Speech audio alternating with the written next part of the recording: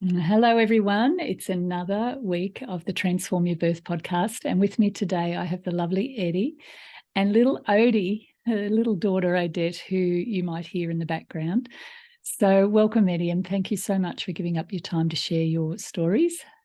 Oh, it's really wonderful to be. That's great.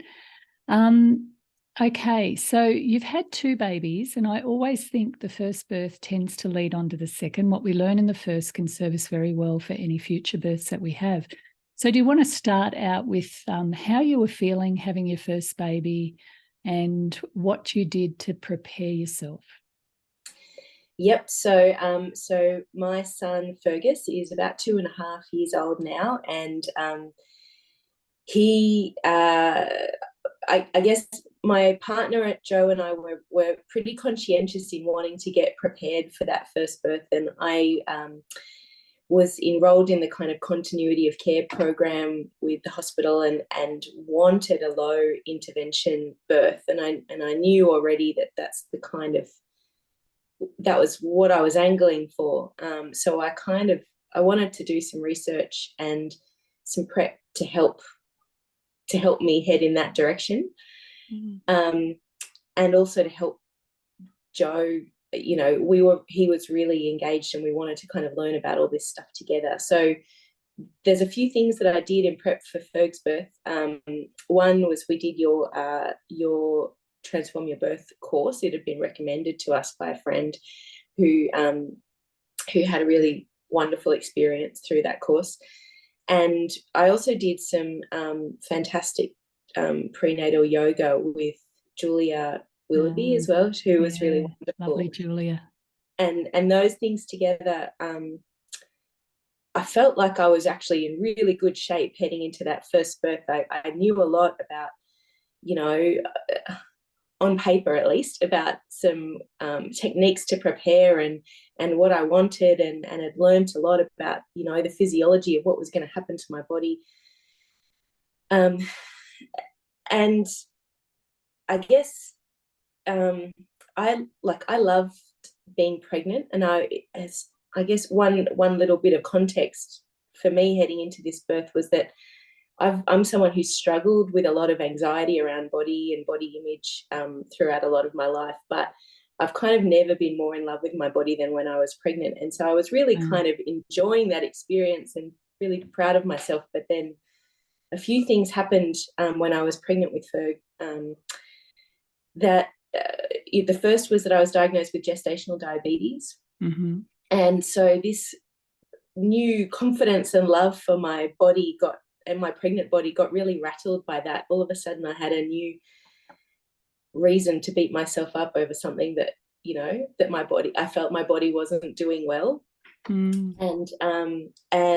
because of the gestational diabetes, there were a few flow-on impacts that changed the way we were preparing to have birth with Ferg, and that was that the hospital. I needed to go to some appointments with an endocrinologist at the hospital, and then the obstetricians there.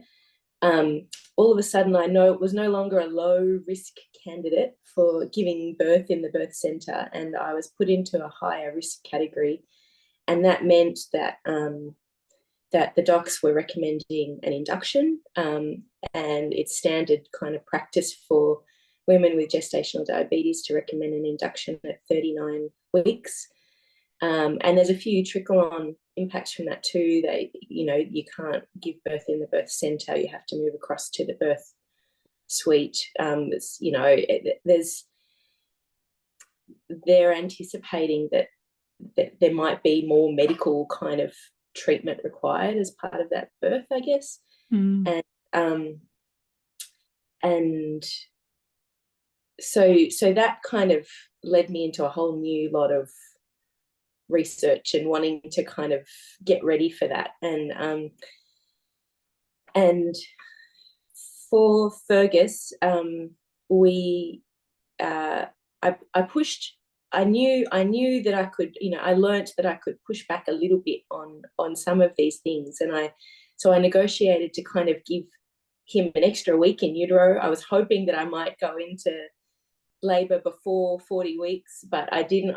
So we got to 40 weeks, and I'd already kind of negotiated to give myself an extra week from when they wanted to induce him.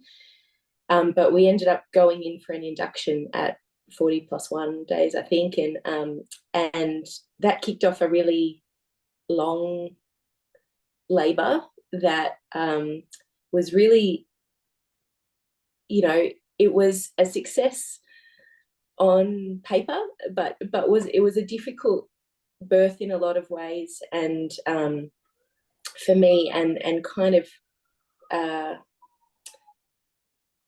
it kind of led to some things that I just really wanted to do differently next time. And it wasn't that it was a traumatic experience. After the birth, I was kind of completely elated, and in that, Joe and I were in that warm, fuzzy love bubble and feeling really proud of ourselves and everything we've been through. And so it wasn't a really negative experience, but I still felt like there were things that I really wanted to get out of that birth experience that I didn't get a chance to because of the induction. That's one of the things that's coming up a lot with the families that I work with is gestational diabetes. In the recent times, they've changed the measurements around it. So more and more women are getting caught in this diagnosis of having gestational diabetes. And one of the good things about getting diagnosed with gestational diabetes is it gives you a bit more awareness around your food, around your stress, around your exercise, and how you metabolize sugars, which can be really useful to get to know your body and recognize that, when you're pregnant, that can be a more difficult process, and that can have a flow-on effect to the baby. However, most of the time, because we do pick it up and we do manage it, and you manage your sugars and you keep them fairly stable, then the baby remains pretty much in that normal range. So it's always worth questioning as you get closer to the time of induction, of just asking the question, what are the signs that my baby's not doing so well? Because what Eddie's describing there is a very common occurrence where women are being induced because of having that box ticked, and that may or may not be the best thing for that particular pregnancy. So as much as we've got a high risk of, and you can look at the risk assessment related to gestational diabetes, you've also got to pair it with what's going on with the actual pregnancy. And, most of the time women go on to stabilize their blood sugars and keep everything within that normal range for the most part, and everything continues to be normal. But Eddie, when you were facing that, and when you'd obviously worked out that you could push back against it, was it difficult to push back against your caregivers? Was there resistance to that? Yeah, well, look, I was told that I can negotiate a little bit, that there was a bit of wiggle room. And when I asked to kind of exercise that, this extra week was offered to me as, this is your kind of your one option, is let's ask for an extra week. And that was kind of suggested by my midwife, but then also that was kind of the first option that the obstetrician picked up on as well, and kind of agreed to that. For Ferg, they did a late scan in the pregnancy, because one of the things that they look out for with gestational diabetes is macrosomia. Is your baby looking really, really big because they've been kind of sitting around in a big sugar bath? And, is that likely to cause complications for the birth?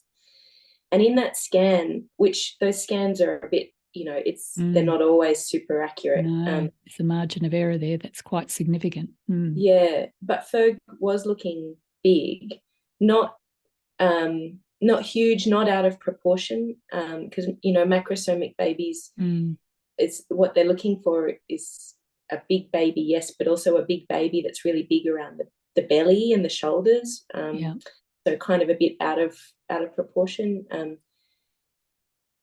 Ferg was looking big, but it turns out in hindsight he is a giant kid and has always been is still at the 97th percentile of the growth charts, and he was always going to be a big kid, and that might just be genetic, and that's who he was. That was normal for him. Opposed to anything to do with gestational diabetes. And you know, I was taking insulin for my gestational diabetes.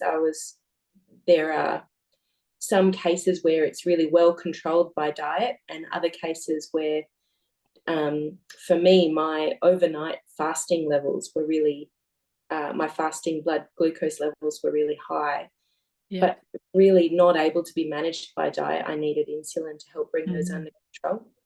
And my diet was really fine and not affecting my blood sugars at all. So I was taking insulin, but those blood sugars had been under control for most of the last trimester. And so, you know, there were a few things that were, to me, who was unexperienced, they felt like pretty good grounds to want to take the advice of the doctors. And I wasn't really sure of how confident I could be in pushing back, because I wasn't really I didn't have a full understanding, I guess, of what the risks to me or to my baby were. And you know, like lots of people, you know, you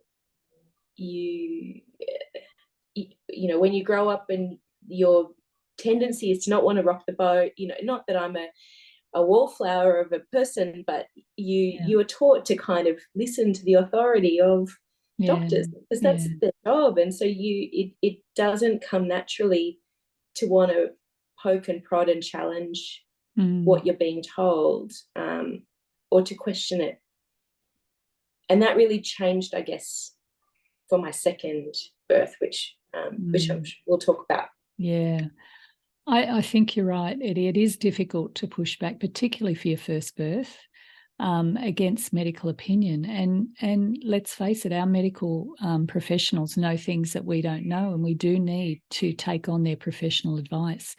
I think it's also helpful to understand that whenever they pick up on any form of risk, that they have to always be seen to be managing that risk. And a lot of the time, birth requires us to just trust it. But your medical professionals don't actually have the luxury of trusting, because if they don't put forward some form of management, then they can be seen as being negligent. So it's quite tricky to just trust the process of giving birth and trust the mother's sense about whether the baby needs to come or not, or trust even the intuitive sense of a doctor or a midwife who kind of senses that with this pregnancy, it's okay to let it go a bit longer, but perhaps with the next one, I'm not getting the same sense of confidence, that intuitive connection or attunement that we can have as humans to really pick up on some of those risks. It's quite tricky. I really feel for you. So Eddie, with your first birth, you came out of that feeling elated. Obviously, you got your little boy, but there was something inside of you that just felt like something got missed. Am I picking up on that right? Definitely, yeah. So there were a few things that made that birth difficult. One, you know, to kind of skip through them a little bit, Ferg started out in that labour facing posterior. So and then once I was hooked up to the syntocin and drip for the induction, which kind of kicks off those contractions at a kind of fast and furious pace, they were coming one on top of the other, and I wasn't really getting a break in between them. And that, coupled with the fact that he was facing the wrong way, meant I was in a lot of pain. And I think I laboured for about 8 hours on the syntocin and drip on my own before I really just ran out of steam, and I hadn't made enough progress yet. And so I opted to get an epidural, which was really the right call for me at that time. It was. The other thing was that my cervix, rather than, you know, dilating and stretching further and further, had actually started to swell and go the other way. And so because it was under so much pressure, I guess, so I got an epidural, and that was really what I needed. I was able to relax, and then that was what Ferg needed to reposition himself and turn around the right way. It was still another 12 hours after that epidural before he was eventually born. So we were in the hospital I was, in labor for almost 24 hours or something. And it was a really long, slog. And then he also, came out in a bit of distress and had swallowed some meconium and had to be suctioned out and a few other bits and pieces. So I also got a really big temperature because my membranes have been broken too long and I had a bit of an infection. And so there were lots and lots of bits and pieces throughout that long labor that meant that two main things for me. One was that I really felt like I'd missed out on that experience of being able to feel the sensation of pushing my baby out. I kind of I got to live it, but it was a much more passive experience than I'd wanted because I wasn't feeling it all. I wanted, it's not like I wanted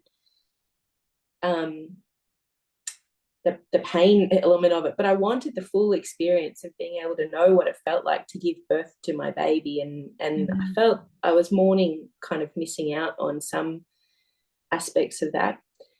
And it also meant that piecing together some puzzle pieces later on, Ferg, when he was born, was a very settled, very content baby, and we thought, this is great, this is easy. But for that first week or two, and then continuing on after that, he was actually a really sleepy feeder. He would fall asleep on the boob a lot, and I struggled. I really struggled with Ferg with my milk supply and eventually to generate enough milk to feed him properly. And so in the kind of midwife visits after the birth, within the first week, he dropped 11% of his birth weight. So he'd crossed that threshold, the magical 10%, where midwives start to worry about whether, how much food baby's getting.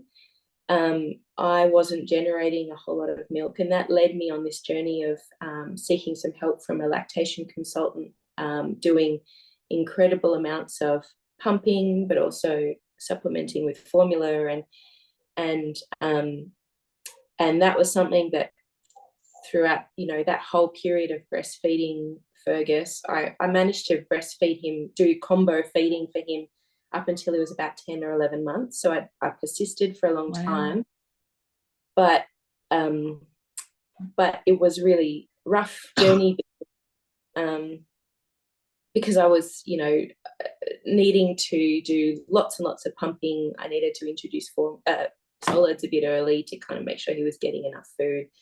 It was just this real shame, and it was another reason for me to kind of hate on my body as my body's not doing enough. I'm not quite there's something wrong with me. I'm not good enough. And it wasn't until I was kind of when I was pregnant with Odie and doing some research about induction and gestational diabetes, that I learned a few key things. And one is that it's really normal for women with gestational diabetes for milk to take a little bit longer to come in. It's really normal for babies who've been part of a really long labour and where the mum's had an epidural during labour to kind of be really sleepy and a bit knocked around for those first few days after the birth. And that in turn means that it's normal for your breast to not get enough stimulation and to kind of maybe struggle to bring in the milk as quickly. And the other thing was that because it was such a long labour and I was on a drip for so long, Ferg's birth weight might have been a bit inflated. He was kind of pumped up on lots of fluids, and so that losing 11% of his body weight may not have been a really accurate reflection of how we were doing. So it made me wish that a couple of things that that I'd been given a bit more attention after that first birth in terms of my breastfeeding and my individual circumstances. I would have loved for someone to encourage me to start pumping a lot sooner, to really build up my milk supply. And if I'd known that there were all these risk factors around milk supply with gestational diabetes and induction that I might have chosen to do that for myself a lot sooner. That's a great little hint there.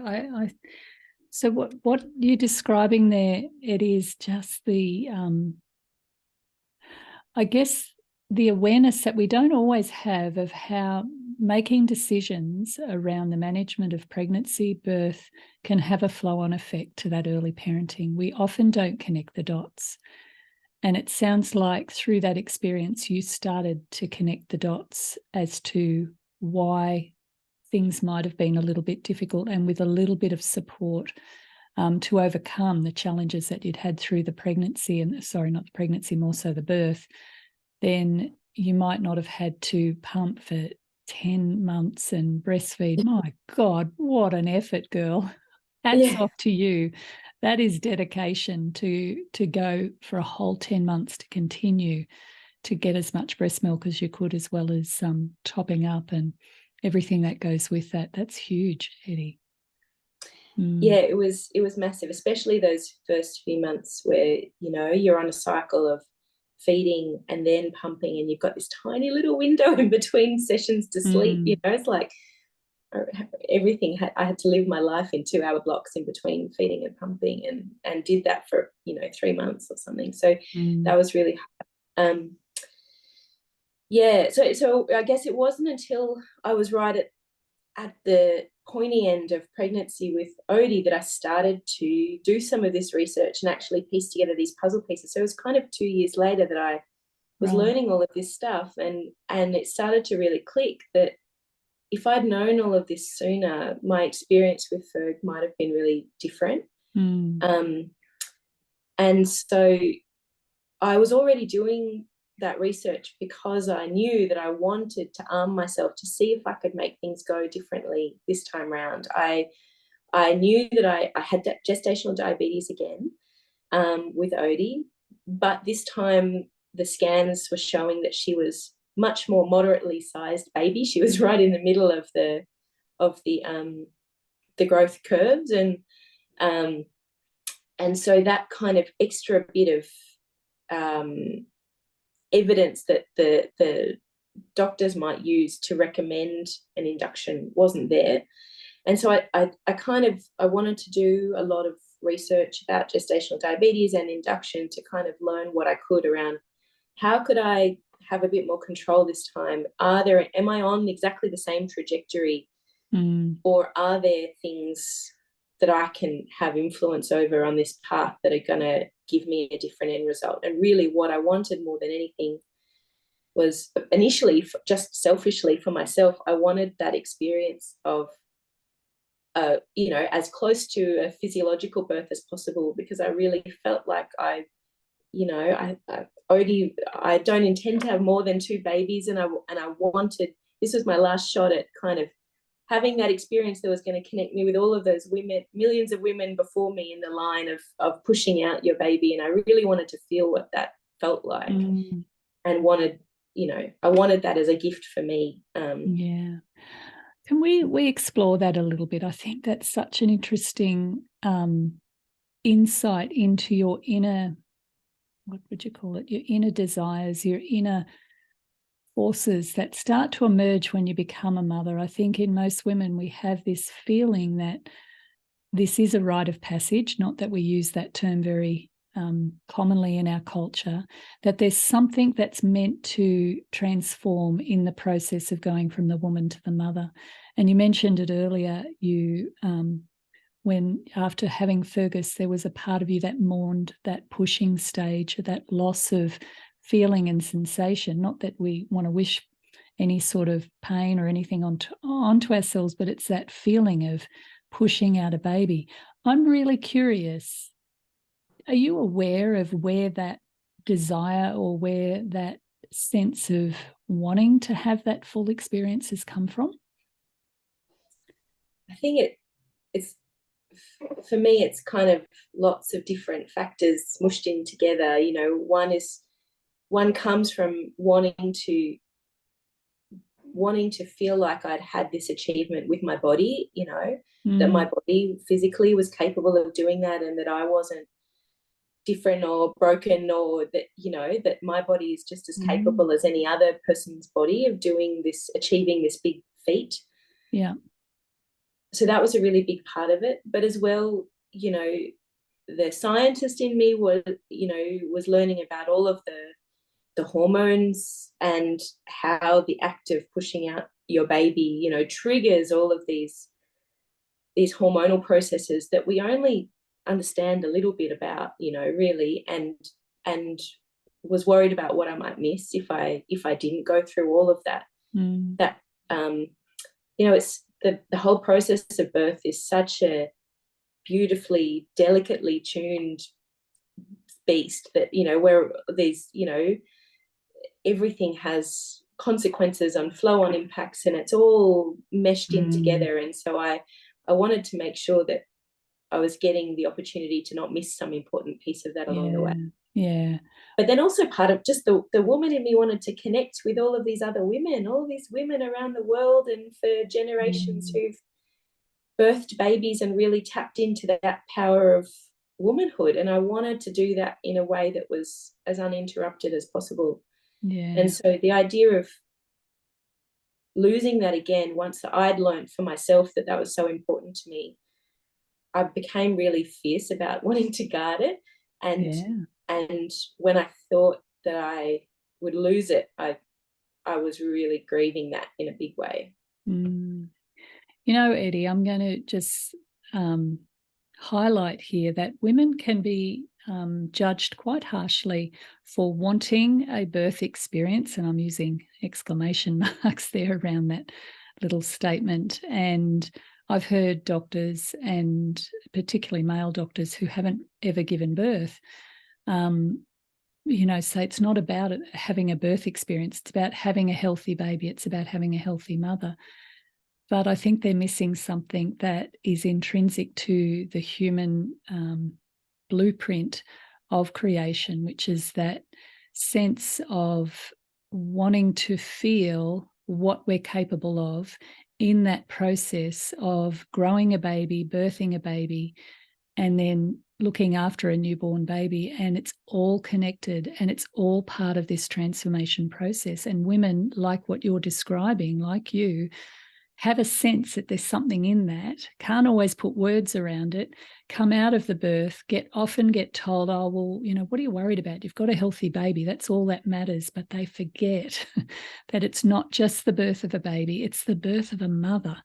And that birth has incredible level of intelligence when we optimize the system, when we bring the best part of ourselves to learning to work with birth, not against it, to really utilize those inner resources that we have. All of that is not just to get the baby here and out of our uterus and through our vagina and into the world. It's about helping us to once again be able to recognize our own magnificence, so that we want to get up to a baby 3 or 4 times. There's this high that women get, there's this energy that women get, there's this sense of power and the ability to overcome and to push to the edges of ourselves, to crack that shell from the woman into the mother.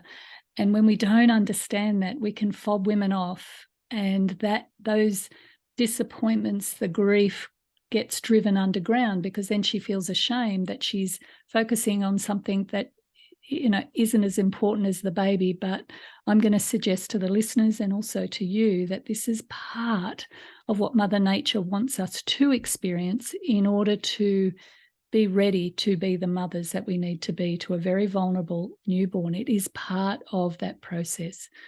So I think it's important women realize that those feelings that we have are valid. They're part of the process. And here's the other thing I'm going to add, and this will be interesting to see what you think of this. We often, though, think that in order to achieve that inbuilt feeling, that inbuilt sense of overcoming, that it's got to look like a normal or a natural birth. And I'm going to suggest to you that it's not. It doesn't have to look a particular way. It's the process of overcoming. It's not the type of birth that matters. It's what gets activated in the mother. And that activation that happened in you, Eddie, I know, as I've talked to you, that it sets you up beautifully for baby number 2. And this is part of the emergence of your motherhood and the power that's been ignited as a result of going through that experience and going, okay, I've got to do some more research here. I've got to start to delve in. How does that sound, what I'm describing? Yeah, absolutely. And the feeling that you hinted at there around the little bit of shame that can come with wanting this experience for yourself, I definitely felt that, particularly the first time round, and felt it in the way that I received kind of comments, well-meaning comments from friends and family. And I think part of what changed with my second birth was that I was much less apologetic about wanting things for myself, but also around empowering myself with the knowledge, the understanding of what's going on, physiologically, to help to justify why I wanted these things, and what it meant to me, and why I felt like I could be confident in asking for them, because I wasn't going to go in like a cowboy and say I'm going to have a physiological birth, damn the risks, like I was attuned to, I was incredibly sensitive about how the risks and not wanting to push things into a space where I was being reckless. But I felt much more empowered to ask for what I wanted and to not feel like I had to not feel guilty about that. Yeah. Well done, you reclaimed that power, girl. Rightio, we're going to do this differently. So why don't you share with us now how it was different with little Odie? So with Odie, I remember having the same conversation with the obstetrician at 39 weeks, where they called me in to say, let's book your induction. And at that point, I said that I wasn't ready to book in for an induction, and I had the full support of my midwife, who happened to be the same midwife that I'd worked with for Fergus's birth as well. So we were much more relaxed with each other this time round. She knew what I wanted, and also we both had this shared experience of knowing what Ferg's birth was like, that he was a big baby, that we were able to get through some things together through that. And so there was a bit more confidence there. So she kind of had my back and supported me to the hilt in saying, no, we're not going to book in for an induction yet. We'll come back in a week and review. And we kind of were able to say that so confidently as a team that the obstetrician said, all right, don't worry about coming back to me in a week. You guys continue to review together as a team. And my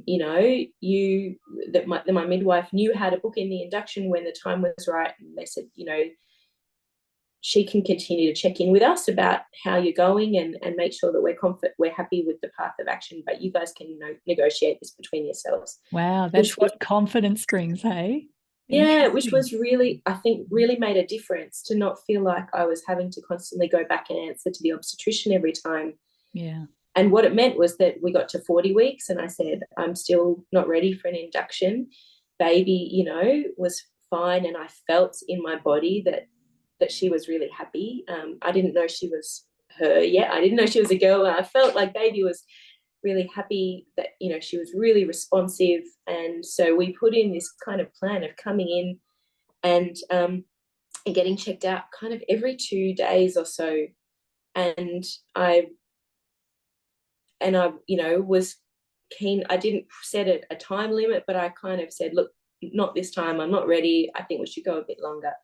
And we would make that decision together. When it changed a little bit when we got to about 41 weeks, where all of a sudden my midwife lost some of that confidence, or maybe she didn't, but maybe she started to feel some pressure herself, I am imagining, from the doctors to really start, to say, well, how long is this lady going to push back on an induction, and how much are we going to let this risk continue, and you might need to start suggesting things a little bit more firmly. And so I remember getting a text message from her saying, I've had to book you in for an induction window over the next few days.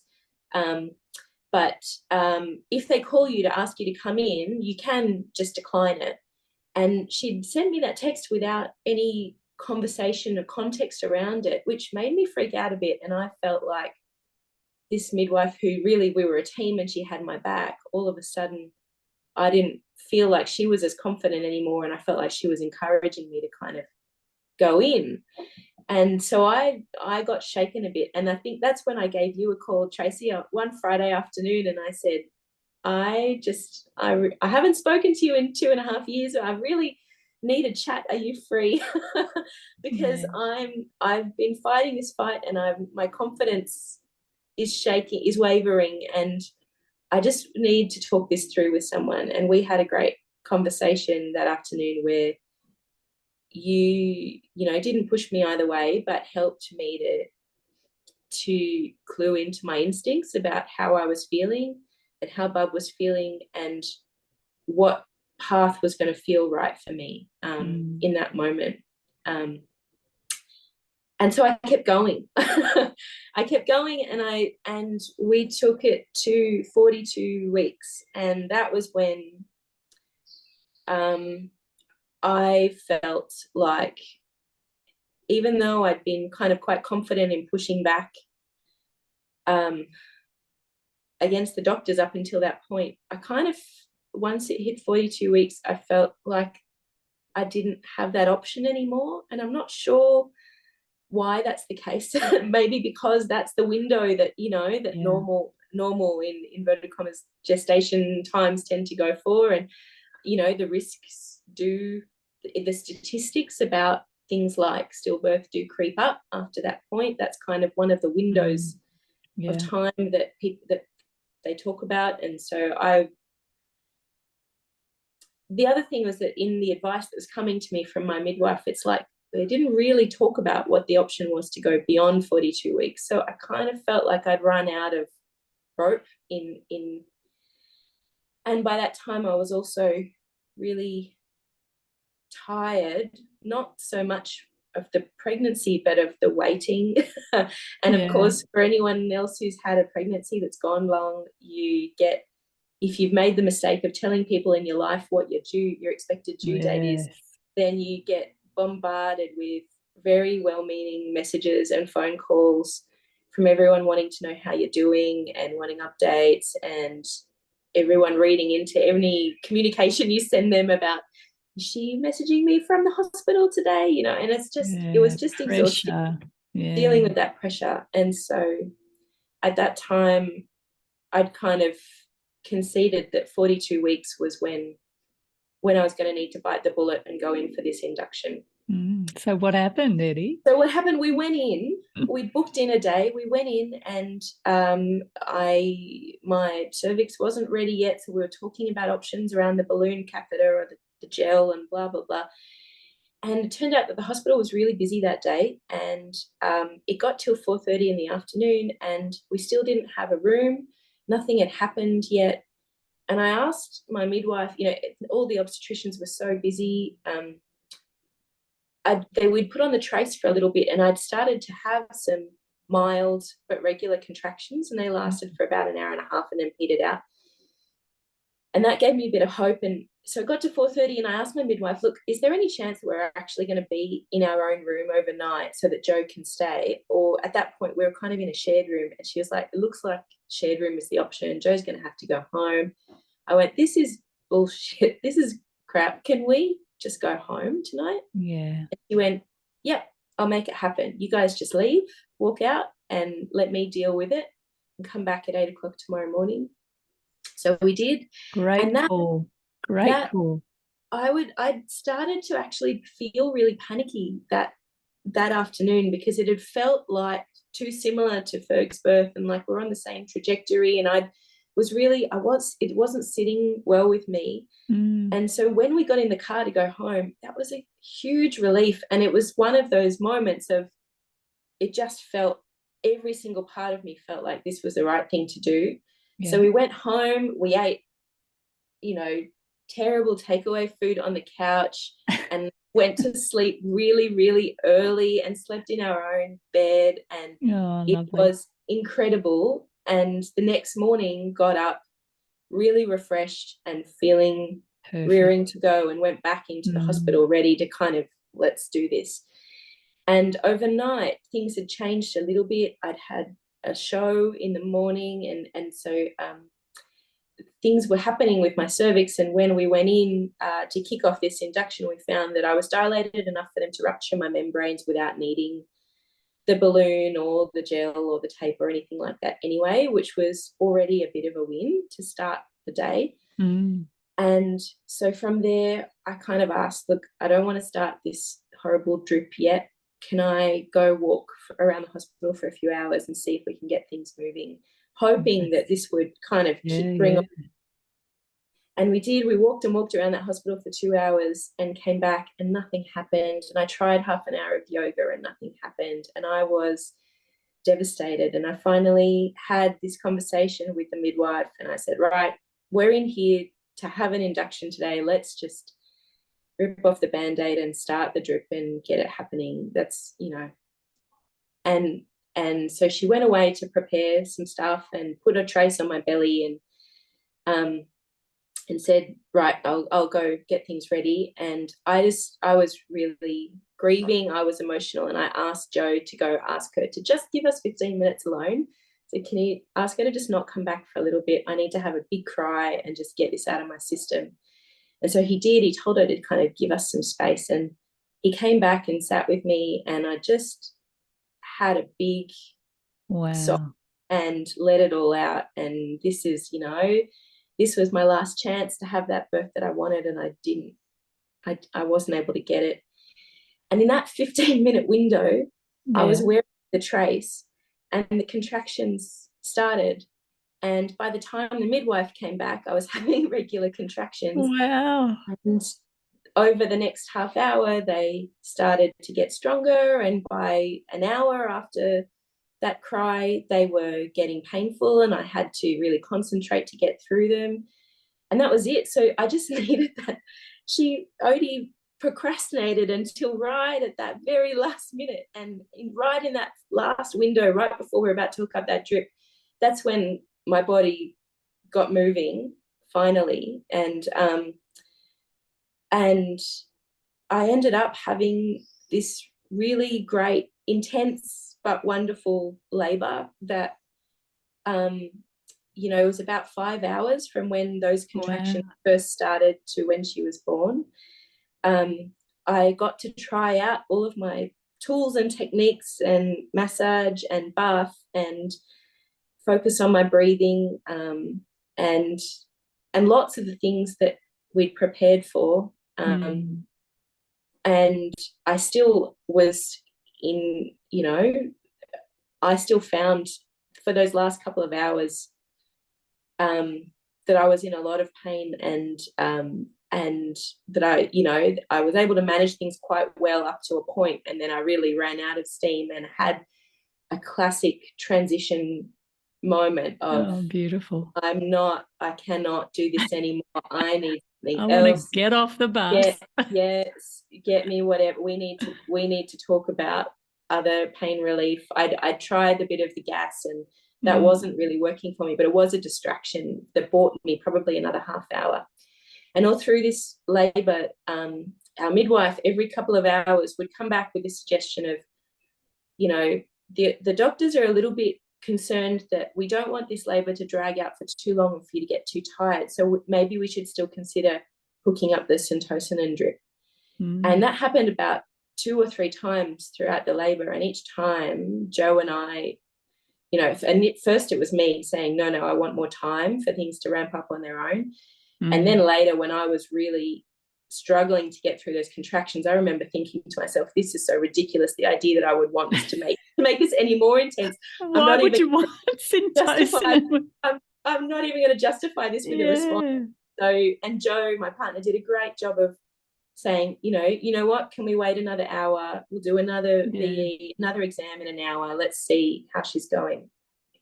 So my last vaginal exam was at about 4:30 in the afternoon, where I was the midwife assessed that I was about 5 to 6 centimeters along.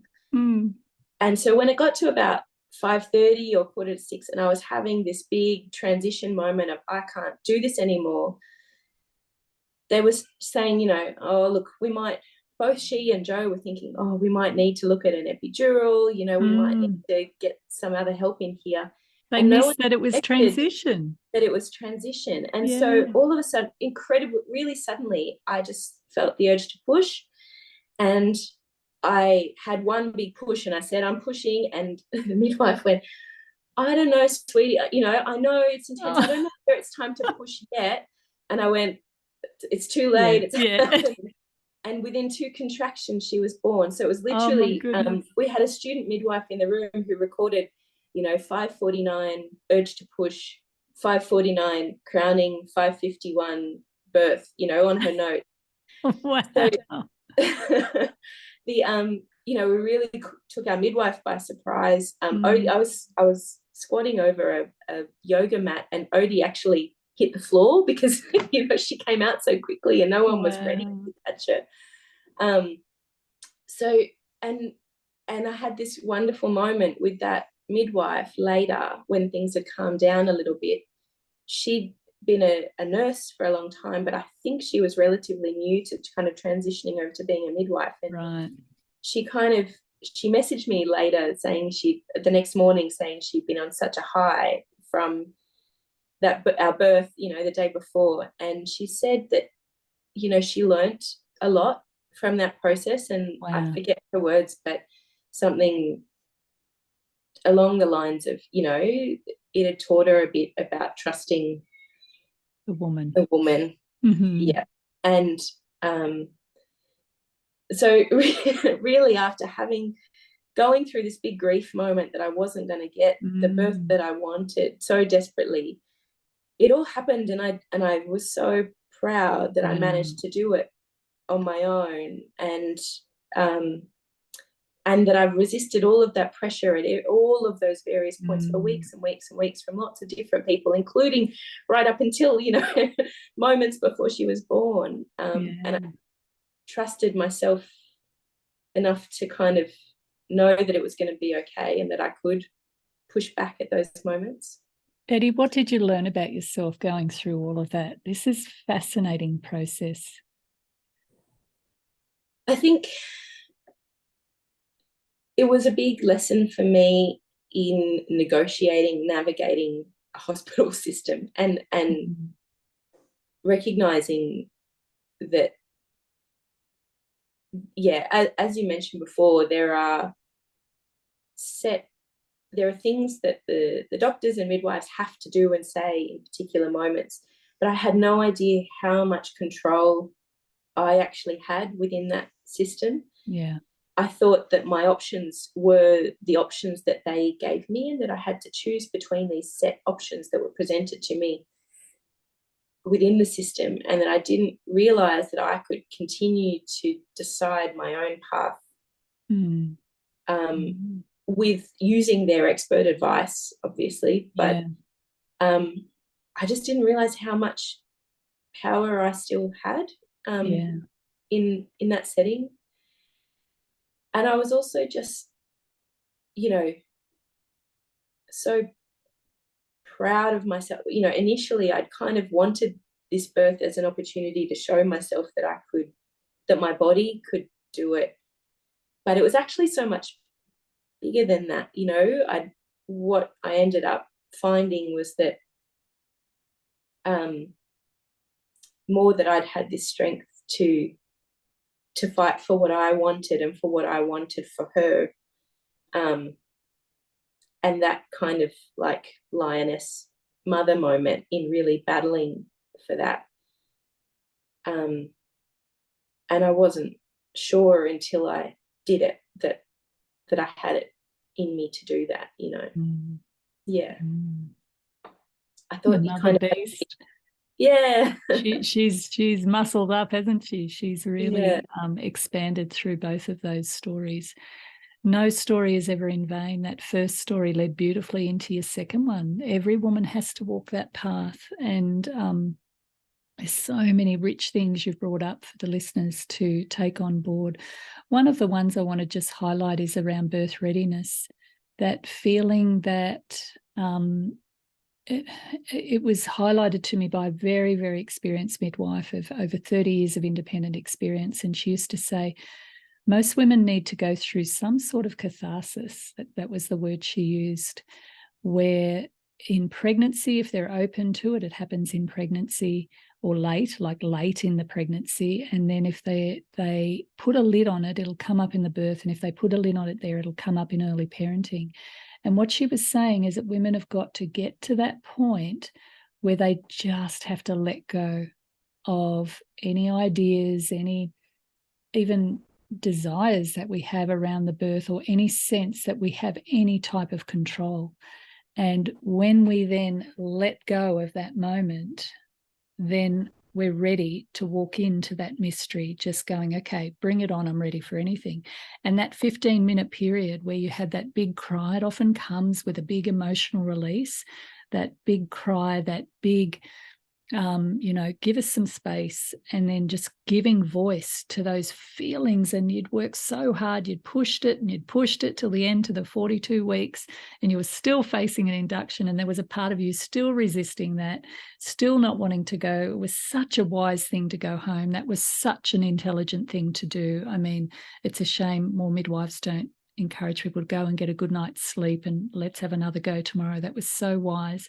But then there was still that part of you resisting this process. And it was when you release that blur, those tears, that your whole body then moved into that, okay, we're ready to have a baby now. Yeah. We don't know what stimulates birth, whether it's the baby or the mother. I always think it's a dance between the two, because mother's bodies can't let go of that baby when she's still hanging on to that sense that she's trying to make something be a certain way. And I would suggest that's that 15-minute period where you just gave yourself that space to have a good cry was just the perfect conditions to get you ready to walk in. All right, bring it on. And then, of course, what happened? Your labour started, which is so interesting. Or not started, probably ramped up. It was probably twinging and wanting to get started, but that was that final release. Does that feel true to you, what I'm saying? Definitely, absolutely. And I was still waiting, right up until that moment, I was waiting for my exit, for some other thing to happen that might allow me to avoid it. And so it really was like, this was the last possible. We'd tried everything, we'd pushed it, and wow. we were out of options. But also, the other thing was having that one-on-one moment with Joe for him to kind of comfort me and to connect with him and to let it all out, but to have and I was very much crying for myself, but to have that really moment of really intimate emotional support from him, I think also really helped as well. Beautiful. Thank you so much for sharing your rich experiences, Eddie, because you've touched on some beautiful points that we often don't talk about as women, that innate desire that we have to be able to give birth in whatever form it ends up in unfolding, to discover that we're much more magnificent than what we think, to recognize that, yes, it is about having a healthy baby and a healthy mother. That's a given. Like, of course we want that, but there's also the birth of a mother that's emerging that involves a whole lot more latent forces than we often give voice to and give awareness to. And so for women to, like you, to be able to express that disappointment, that sense of loss, that sense of grief and mourning around the loss of something that you knew was meant to happen but didn't quite happen, and then using that experience to explore options for this one, discovering your own power to choose, which is not what we're often encouraged to do. We're often told what to do in the medical system, and identifying, that we do have the capacity to choose. We can push back, we can say no to things. And when medical teams and women and their partners work together to get the best outcome by listening to the needs of the woman, listening to what she's actually saying, and whether, you know, she has an intelligence inside of her that is often not highlighted through their training. You know, they're trained to manage, to do things, but they forget the answers are in the woman. And the more that they can attune to the woman and her sense of what needs to happen, then the better the decision making tends to be. So our induction rates are going through the roof right now. And I think it's worth, if that is something that's coming your way, to really explore, how do you feel about that? When we had our discussion, I just put you into a little closed eye process to get a sense of what path feels the most true to you in this moment right here, right now, knowing that it can also change, and tapping you into that inner wisdom that you've got. And then, of course, the birth readiness, those 15 minutes of just having that big cry, such wisdom in that, of where the woman just has to let go of her need to control. She has to let go of the fact that she's about to walk into the mystery.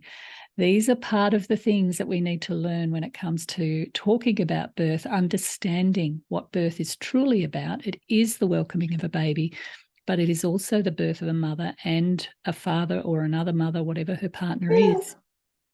And this is a rich discussion to really highlight some of that stuff. So thank you so much, Eddie, for sharing your time today. So grateful. That was just such a rich stories, both of them. Thank you. You're welcome. Thanks, Tracy. Thanks for Okay. everything. No worries. And we'll have another one for you next week. So tune in. See you later.